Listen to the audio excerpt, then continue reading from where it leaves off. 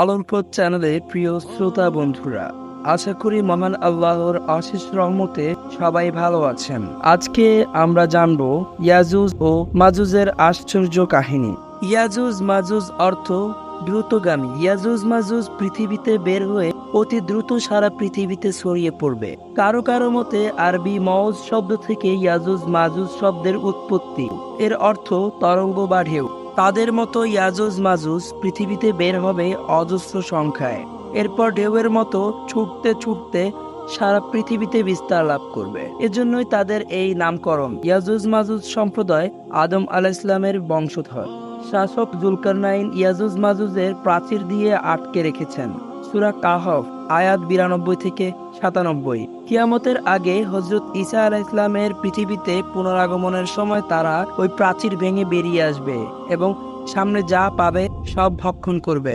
কুরআনে আছে, জুলকারনাইন বলল, আমার প্রতিপালক আমাকে যে ক্ষমতা দিয়েছেন তাই যথেষ্ট। সুতরাং তোমরা আমাকে শ্রম দিয়ে সাহায্য করো। আমি তোমাদের ও তাদের মাঝখানে এক মজবুত প্রাচীর গড়ে দেব।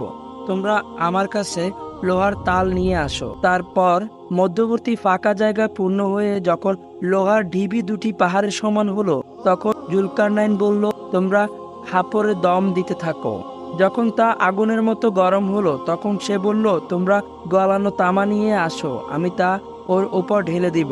এরপর ইয়াজুজ মাজুজ তা পার হতে পারলো না বা ভেদ করতেও পারলো না। জুলকারনাইন বলল, যখন আমার প্রতিপালকের প্রতিশ্রুতি পূর্ণ হবে, তখন তিনি তাদের চূর্ণ বিচূর্ণ করে দেবেন। আর আমার প্রতিপালকের প্রতিশ্রুতি সত্য, যেদিন আমি আল্লাহ তাদের দলে দলে তরঙ্গের আকারে ছেড়ে দেব আর সিংহায় ফু দেওয়া হবে, তারপর আমি তাদের সবাইকে একত্র করব। সূরা কাহফ আয়াত 93 থেকে 99। ইয়াজুজ মাজুজ নদীর পানি খেয়ে শেষ করে ফেলবে। তাদের সঙ্গে কেউ লড়াই করে পারবে না। একসময় তারা বায়তুল মুকাদ্দাসের এক পাহাড়ে গিয়ে বলবে, দুনিয়ায় যারা ছিল তাদের হত্যা করেছি, এখন আকাশে যারা আছে তাদের হত্যা করব। তারা আকাশের দিকে তীর নিক্ষেপ করবে এবং এ সময় ঈসা আলাইহিস সালাম তাদের জন্য দোয়া করবেন। এতে ইয়াজুজ মাজুজের কাঁধের দিক থেকে এক প্রকার পোকা সৃষ্টি করে আল্লাহ তাদের ধ্বংস করবেন।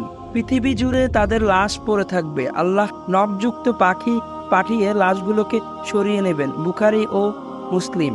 কুরআনে ইয়াজুজ মাজুজের বিস্তারিত পরিচয় দেওয়া হয়নি।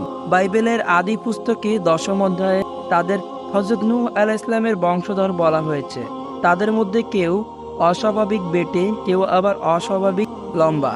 আল্লাহ বলেন, চলতে চলতে সে যখন পাহাড়ের প্রাচীরের মাঝখানে পৌঁছালো, তখন সেখানে এক সম্প্রদায়কে পেল যারা তার কথা একেবারেই বুঝতে পারছিল না। তারা বলল, হে জুলকারনাইন, ইয়াজুজ ও মাজুজ দেশে অশান্তি সৃষ্টি করেছে। আপনি বললে আমরা আপনার জন্য কিছু কর ধার্য করব, এই শর্তে যে আপনি আমাদের ও তাদের মধ্যে একটি প্রাচীর নির্মাণ করে দিবেন। বাদশাহ জুলকারনাইনের যুগে তারা বিশৃঙ্খলা করেছিল।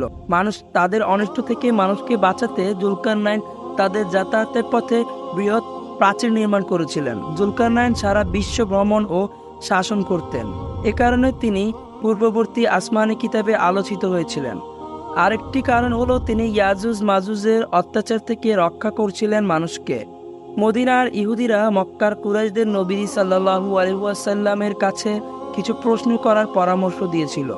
প্রশ্নগুলো ছিল আসহাবে কাহাফের পরিচয় ও ঘটনা, রূহে প্রকৃতি ও জুলকারনাইনের ঘটনা। সূরা কাহাফে ঘটনা উল্লেখ করা